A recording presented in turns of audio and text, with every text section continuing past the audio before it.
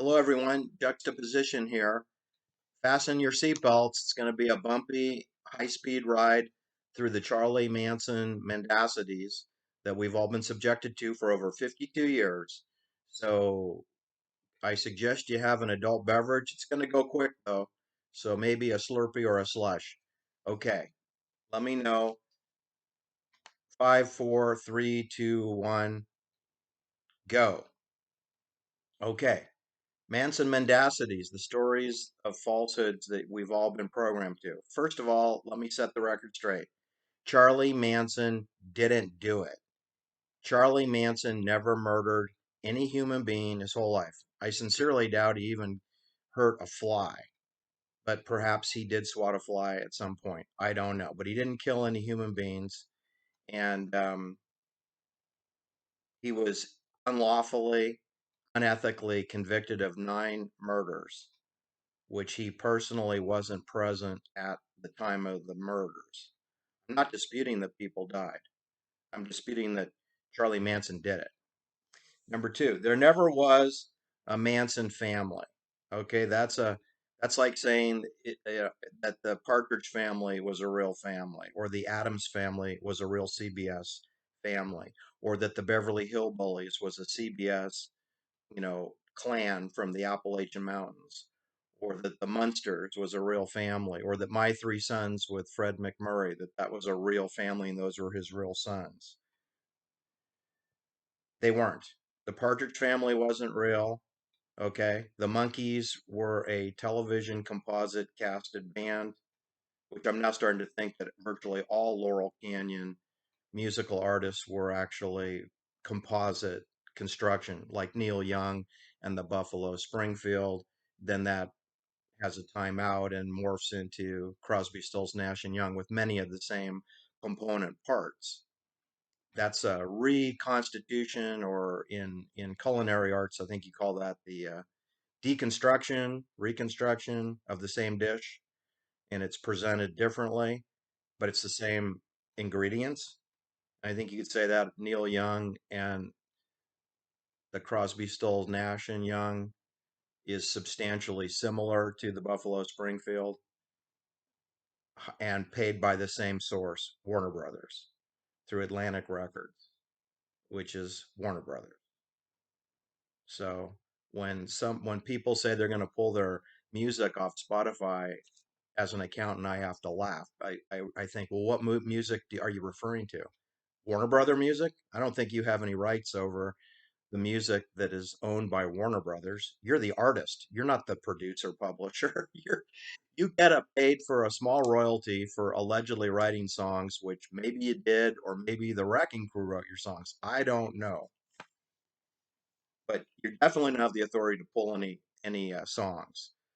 I mean, because the vast majority of your songs are owned by a corporation, which you don't manage.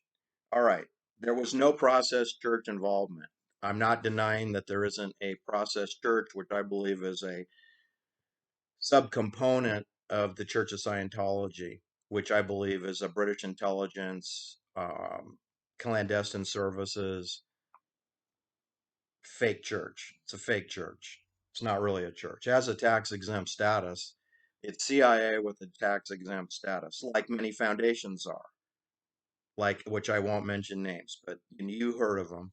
They have tax exempt status, and yet they have shadow banking panache. Okay, so another thing you should know is that the victims over at the Cielo Drive, there were 5 people murdered. There were 6 human beings on the property. A lot of people don't know that. There was a boy, age 19, William Garrickson, who lived in the pool house, who was the dog sitter, and he had 3 dogs that he was watching over. One of them being a 75, 80-pound dog, German dog, short hair. The 3 dogs had to be pacified. William Garrickson had to be pacified. And when I say pacified, I mean by chloroformed or aerosol spray chloroform knockout gas, because you can't bayonet 4 people to death and have 2 of them flee the residence and finish them off on the lawn area and shoot an 18-year-old boy, Stephen Parent, 4 times with a 22 caliber rifles plural,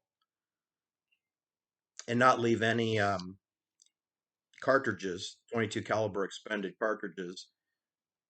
There were none found on the property, and there were over 6 bullets dug out of victims.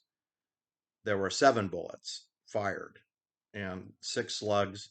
6 slugs were pulled out of the victims, and 1 slug was found in Thomas Coomer, J. Sebring's shirt. So that's a grand total of 7 bullets, but 0 cartridges were found. So you have a situation that's professional when they don't leave extra evidence. And I don't think the murderers could have pulled off 5 murders with 3 dogs and a 19-year-old boy on the property. I believe that this would have been a more complicated situation. And so the compelling facts are that there were 4 people who were the targets, and they were all bayoneted. Sharon Tate, Abigail Folger, who, in my opinion, was the #1 target. #1, Abigail Folger, #1. And Tom Coomer, who is Sharon Tate's boyfriend, fiance, essentially. And then there's Wojtek Frykowski, who's an unemployed Polish screenwriter slash actor. What you should know, they were bayoneted 102 times. 102 times, 4 people. All 4 of those people were actors. They all had acting experience, including Abigail Folger, who had theatrical acting experience at Radcliffe Harvard University in Cambridge, Massachusetts. And that's important because they were all acting. They were all acting for the last couple of years leading up to their deaths. They were all in a CIA psych ops, multiple psych ops. And the fact that they were actors wasn't to do with why they were murdered. But you should know, let me give you some examples. I mean, Sharon Tate was in the Beverly Hillbillies as an assistant to the Miss Jane character, who was the executive secretary for Milburn Drysdale, who was the banker, who babysat and surveilled Judd Clampett, his #1 client, who lived on Bel Air Road, which is a direct site to the Cielo Drive crime scene, by the way, through the backyard at the cement pond swimming pool. You're very close to the Cielo Drive property. If you have binoculars, you can see right into the pool house from there. Okay. But Sharon Tate also was in some films. She was in Don't Make Waves, starring Tony Curtis. She was in The Wrecking Crew with Dean Martin, which was a film that was released just a couple of weeks before she died, nationally released. Her last film that she starred in was called 13 Chairs, or 12 Plus One in French, and with Orson Welles. And that film was in editing and had not been released at the time that Sharon Tate was bayoneted 16 times to her death and hung by a rope attached to her fiance, Tom Coomer, who people seem to know as J. Sebring, who was stabbed 7 times. They, I believe, were chloroformed, and they were a pillowcase was over J. Sebring slash Tom Coomer's head. And I don't believe they struggled much, which explains why they were bayoneted the fewest amount of times. Whereas Abigail Folger fled through the master bedroom suite toward the swimming pool, turned left, and was immediately accosted by a team of 3 professional military trained bayonet who soldiers who killed her with 28 bayonet strikes, plus some superficial ones. And Wojtek, her control agent, not her boyfriend. He's not her boyfriend. He's not her boyfriend. He's the control agent. He flees out the front door of the house, the Dutch farm door, where he's immediately accosted by a team of three soldiers who bayonet him, and he fights for his life. He's shot twice with a 22 caliber rifle fire, and then he is, I think, backed up by the Abigail's bayonet squad, and they finish off Wojtek on the lawn 51 times in the darkness, and they were fleeing for their life. That explains why they were bayoneted 360 degrees around their bodies, where Sharon Tate and Tom Coomer and Rosemary LaBianca the next day, and Lino LaBianca the next day, they were only bayoneted in their chest and their back.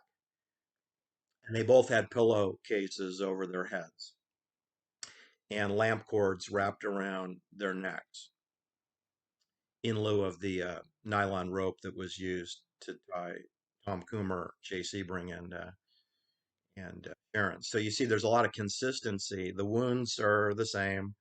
The weapon is identical. The weapon used was an M7, United States Army, U.S. Army, NATO liaison partnership bayonet. The exact weapon used at the My Lai massacre a year earlier, but not yet reported in the media. So that's kind of an interesting trick, because the My Lai massacre wasn't reported till September 1969, and no arrest had been made in the Sharon Tate, Abigail Folger bayonet murders, and no one ever used the word bayonet. And then all of a sudden, the My Lai massacre gets reported, and they talk about 504 innocent women, some pregnant women, who were bayoneted with this weapon by the United States Army as a part of Operation Phoenix, CIA terrorism program, and that all happened on March 16th, 1968, and it is withheld for well over a year. And then that news comes out whilst the powers to be, the invisible hand, is trying to figure out who to blame the Sharon Tate bayonet murder on, but they don't want to use that word bayonet because they want to think that maybe they might want to say a kitchen knife or a buck knife or a hunting knife. This is a military weapon designed to go through rib cages or the sternum, or to not be in any way deflected by ribs. This will go through bone. This is heavy. This is military designed. It's razor sharp on double edges, and it's designed to tear and penetrate the rib cage. The compelling factor isn't so much that this is a military weapon designed to do exactly what was found in the medical examinations of all the victims. It's just the sheer number of wounds indicates it's more than one person. It's more than two people. It's more than six people. It's 154 bayonet wounds on seven people. Actually, six people, because Stephen Parent only got bayoneted in his left wrist as he was trying to escape the property in his parents' sedan, Rambler Ambassador two-door sedan, and he got bayoneted in the left wrist, which took out his wristwatch, and with such thrust and force that the wristwatch was thrown over his shoulder and into the rear passenger seat.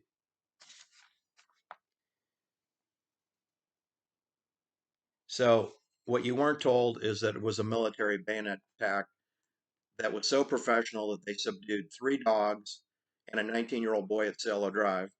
And then 30 hours later, over at Griffith Park, Waverly Drive, um, off Los Feliz Boulevard, they had two dogs, and the dogs were not harmed, but they had to be put to sleep. So again, you have five dogs, three at Cielo, two at Waverly. Who's going to take care of the dogs? And then tie up Lino with this bayonet comes with a sheath with a 40-inch leather ligature. And that exact ligature, a leather ligature that's used with the M7 bayonet, that's what tied up Lino LaBianca, who stands 6 feet tall and is 235 pounds. So he's probably bigger and stronger than any of his murderers. and he was a military policeman trained at Fort MacArthur in San Pedro, which is where Charlie Manson spent some time at the prison there, and where Sharon Tate's father was stationed for at least 5 years at Fort MacArthur before he was sent to the Presidio in San Francisco. So you've got Lino LaBianca is familiar with the same army fort that Sharon Tate's father is, as is Charlie Manson.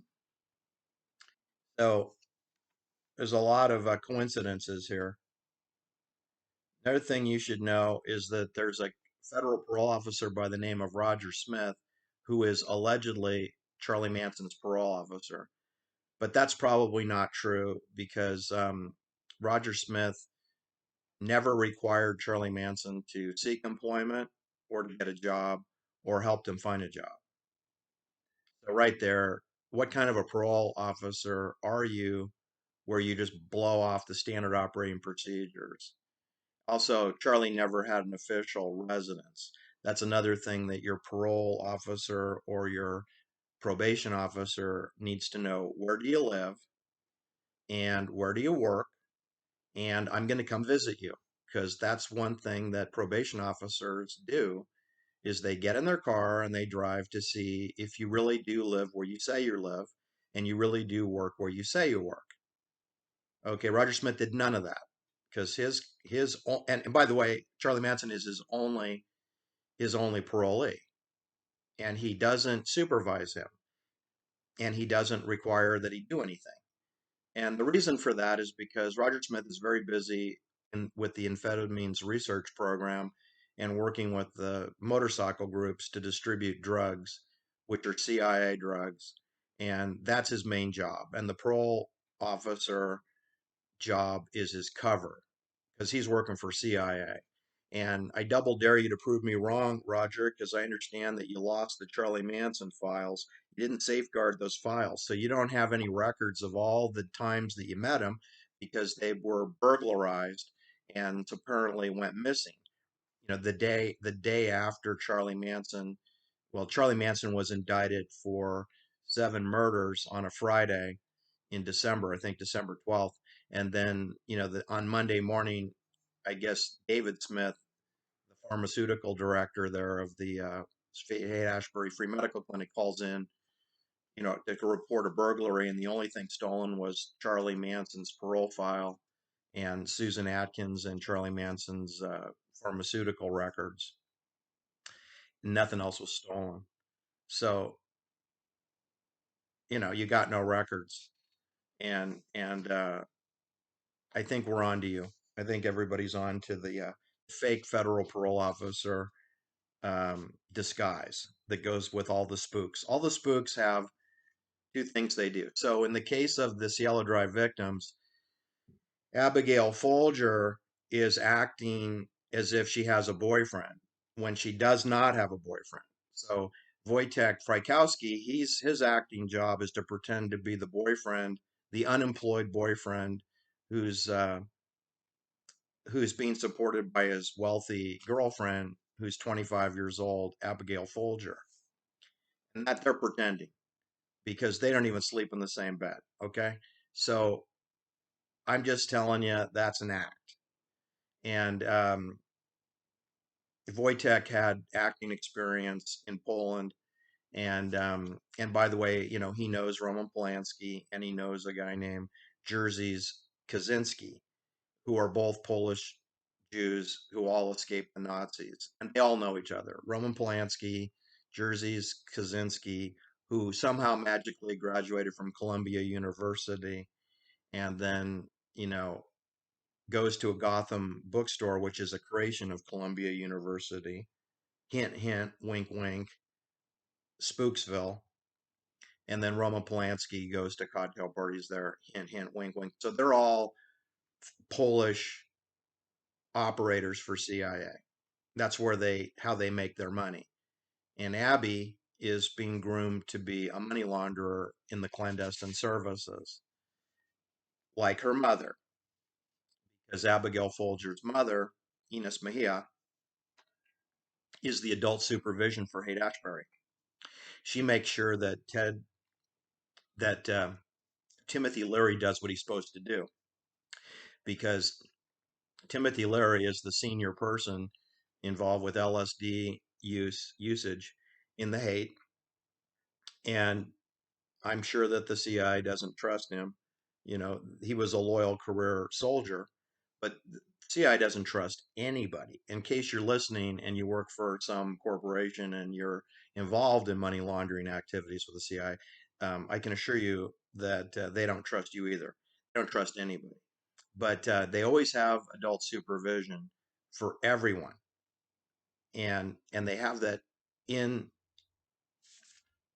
at the location as well as at the bank. So there's a money laundering person at the bank, but there's also a money laundering agent in the operation.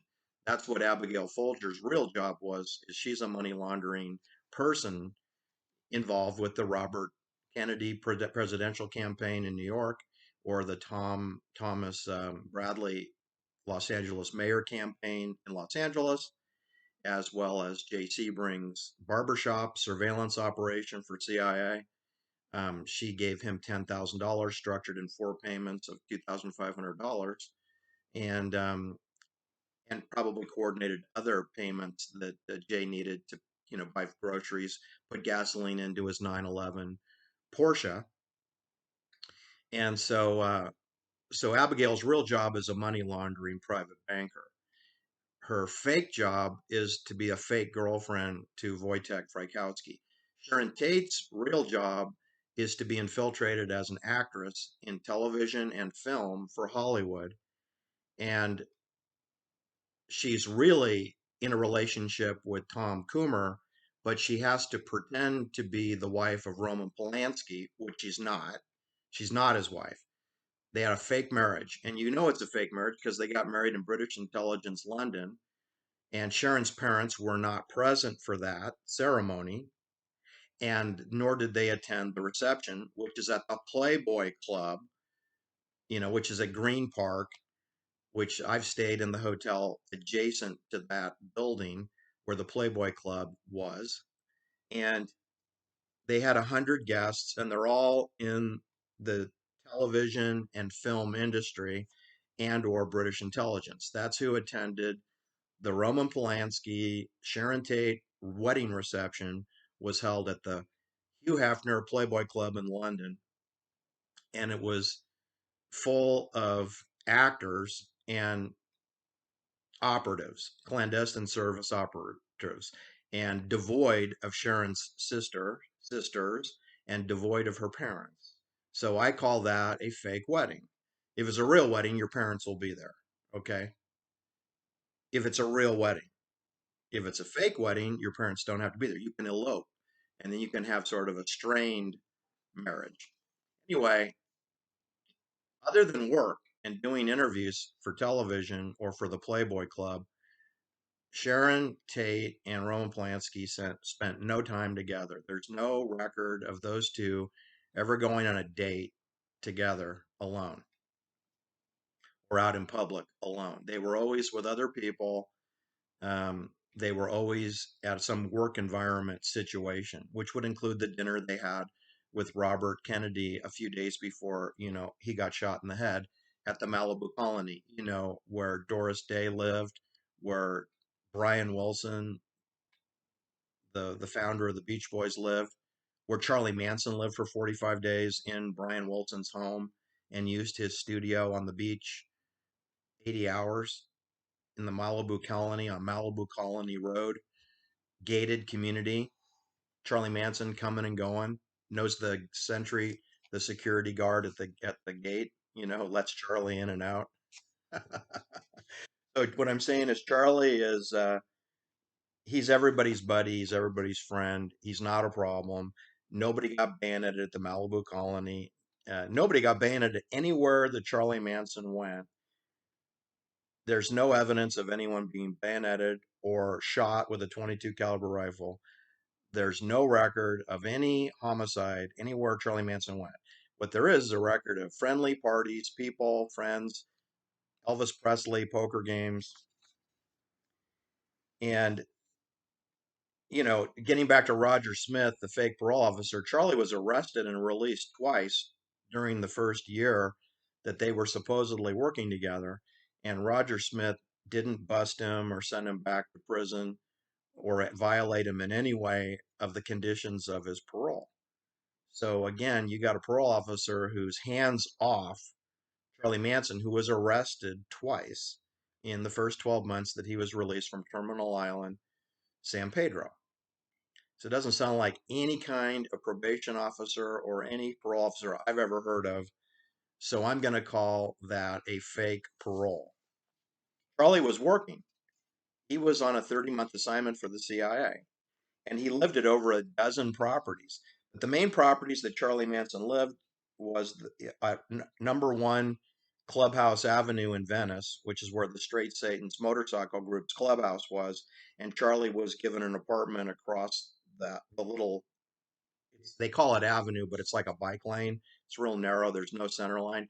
And there's an apartment building across the street from the clubhouse. And Charlie got one of those apartments, probably one that had the view of the ocean. Because there's a bike trail in front of the clubhouse that rolls past the apartments. And I think Charlie got, a nice apartment with a little patio, and he could wave to the people that were roller skating or walking or riding their bikes on the bike trail right out front of his patio. He lived there, and then he lived in San Francisco at multiple addresses: 255 Staple Street, 636 Cole Street. But mostly he lived in Mary Bruner's apartment in Berkeley, near University of California, Berkeley. And then later he was moved to Topanga Canyon, to the Spiral Staircase House, which is located at 128 Old Topanga Canyon, which is, I don't know, 5 miles up the canyon from Malibu, from the Malibu colony, where he ultimately did live with Brian Wilson for a month and a half, where Doris Day lived, where Terry Melcher ended up moving into his mother's house there in 1968.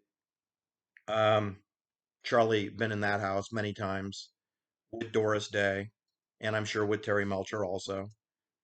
And then Charlie was moved to 14400 Sunset Boulevard, which is Pacific Palisades. That's a CBS controlled Will Rogers hunting lodge, 5.88 acres and a very large swimming pool, and maid service and Altadena dairy services, food delivery, eggs, chocolate milk delivered to the property daily, landscape contractor to do the gardening and maintenance on the property. So, and then housekeeping services to make the beds and do the laundry. So Charlie's living like a king in a nice Will Rogers estate near the beach. But Charlie doesn't have a bank account. He doesn't have a car. He doesn't have a driver's license. So Charlie requires taxi services. He needs food delivery services. He needs food preparation services. He needs housekeeping, because he does not have any money to pay for any services. And he received all of those things. So the invisible hand is taking care of Charlie. And he lived there for, it's unclear, but I'm going to say 8 to 9 months. He lived there. And he recorded 8 hours with the Wrecking Crew, which is the Frank Sinatra, Dean Martin, Beach Boys, you name it. They played on all the records you heard in the 60s and 70s, the Wrecking Crew Orchestra. And Charlie got 8 hours of recording with them. And they played with Ronnie Spector. And so it looked like Charlie was going to maybe get a record deal from Warner Brothers or from Columbia Records, CBS, one of those two, because he was being groomed to do that, which you could do. I mean, they did it for the Monkees. I was told that most of the Monkees couldn't play their instruments, but still they had a TV show, and they eventually went on tour. They need backup, they need help, and that's what the record companies provide. They provide professional people to write your songs. They provide the orchestra, the recording studio time, the equipment, and all you do is provide an image. And they provide the costume. They will buy your clothes, they will get you a red Ferrari, which, by the way, the Cielo Drive property had a red Ferrari parked in that garage for several years. It was supposedly Mark Lindsay's Ferrari when they promoted Paul Revere and the Raiders. Their best hits album, they rolled out that Ferrari as being owned by Mark Lindsay, their lead singer, when it was really owned by the CBS controlled Cielo Drive. And then later it was attributed to Roman Polanski's Ferrari, but it belonged to the property. Didn't belong to Roman. Roman doesn't have a garage. Where's he going to park it? Roman doesn't own a home. He doesn't own a home. Why would he need a housekeeper? He doesn't have a house. Winifred Chapman was the Polanski housekeeper, but they have no home. Do you see? These are all mendacities. So you should know that Charlie Manson was arrested and released 5 times during the 30 months that he was out of prison. He was arrested a 6th time for graffiti out at the Barker Ranch, Myers Ranch, which was a mine for gold and uranium. Uranium, hello, that's in CIA, Navy intelligence property, right in the middle of the CIA controlled China Lake property, 12,000 square miles of airspace. And that's where Charlie Manson's last residence was for 2 weeks before they arrested him for graffiti of the Mojave Desert sign. And he sat in the jail in Independence in Eno County in the town of Independence, where they mine borax and uranium for nuclear weapons. That's why that's CIA controlled, because CIA controls all uranium and borax deposits in that desert. So of course that's where Charlie Manson would be, right? He was in the middle of CIA property, and they pick him up for graffiti, not homicide, and he sits in that at the county jail for 2 months until they decide to get a grand jury to indict him for 7 murders, Sharon Tate to the LaBiancas to Abigail Folger. But they picked him up for graffiti of a sign. And just so you know what Charlie's crimes were, he drove a stolen car, allegedly, a car that didn't belong to him, from Ohio to California. So you cross over multiple state lines. That makes it federal. Otherwise, it's just car theft. And then he was later discovered with a check or IRS refund check for $35 sitting in the back seat of a car with two 17-year-old girls in the front seat.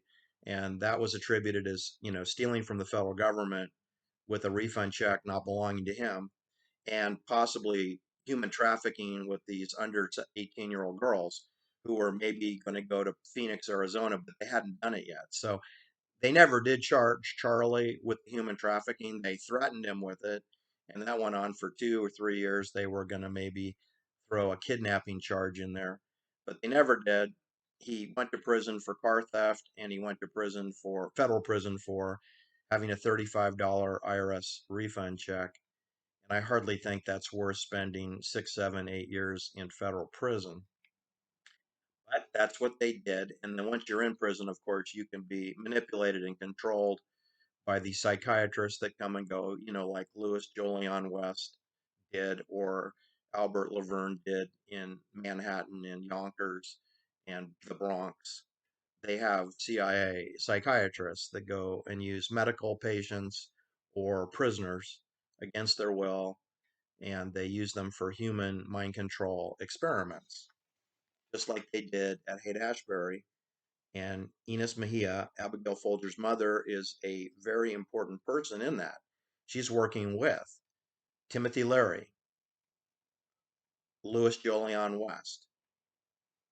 She's working with David Smith, who's got a PhD in pharmacology and using LSD on rats and mice. Roger Smith, who's distributing amphetamines to motorcycle groups, pretending to be a federal parole officer, which we know that he's not. She's working with Bill Graham out of New York, who comes out to promote free concerts for kids who are against the war in Vietnam. Okay? Jim Jones rolls into town in 1965. So she undoubtedly, it's hard to imagine she didn't meet Jim Jones, who then goes up to Ukiah, where they send Charlie Manson to go up to Ukiah to go visit with Jim Jones for a short, didn't last, short stay. in 1967, Summer of Love. And Ines Mejia is involved with making sure everyone turns in their timesheets and their expense reports. That's what she does. That's what a private banker does. They make sure that you're doing what you're supposed to do for the CIA, and then they will pay you. They're paymasters.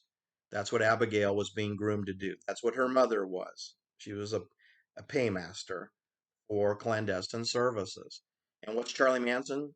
He is a scapegoat. He's being sheep dipped in multiple programs. They could have made Charlie Manson an amphetamine drug dealer for the Hells Angels. They could have made him a drug dealer for the Straight Satans in Venice Beach. They could have made Charlie Manson a drug dealer for the Satan slaves in San Fernando Valley because Charlie never lived at the Spahn Ranch, and there was no Manson family living at the Spahn Ranch.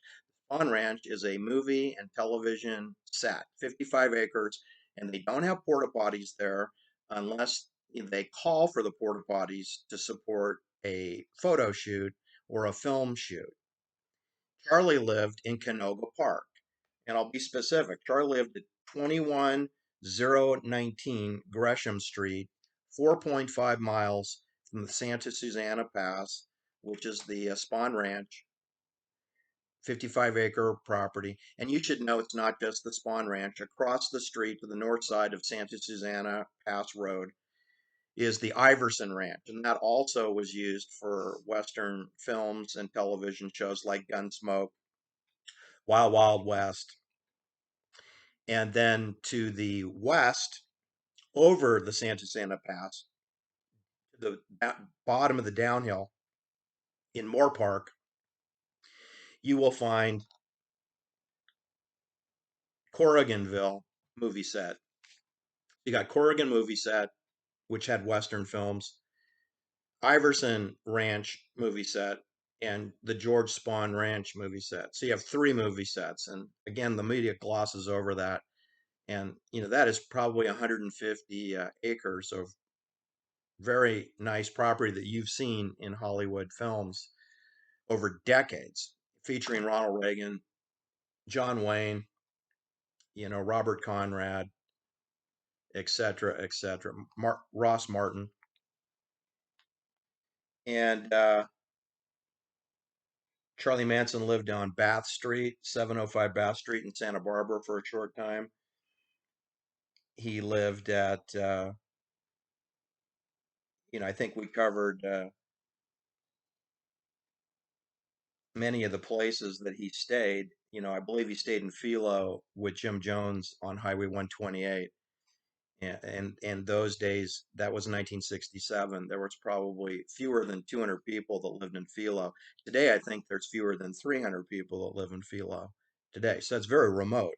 And if you're starting a cult, People's Temple, which Jim Jones was doing, it's a perfect place to do that without scrutiny. Jim Jones also had followers living in the Redwood Valley, which is maybe 80 miles to the north from Philo, maybe 60 miles. Anyway, Ukiah is in the middle, and Jim Jones was named as the grand jury foreman of the grand jury for Mendocino County by 1966. That was his position. So Jim Jones was on a fast track. He's only he's 3 years older than Charlie Manson. So I think Jim Jones is associated with 909 cult murders, which they call suicide. I'm calling them murders. But Charlie Manson's associated with 9 murders. And Charlie Manson, let's be honest, he's more famous than Jim Jones. And Jim Jones is associated with more dead people. That's how screwed up this story is. Okay, because I can assure you that Jim Jones was part of a CIA operation with People's Temple and with Jonestown, which required State Department CIA clearances to get a colony set up on Union Carbine property in a country not the United States called Guyana, French Guiana. So how does that work? Who do you pay? How does that work? How do you get the permits?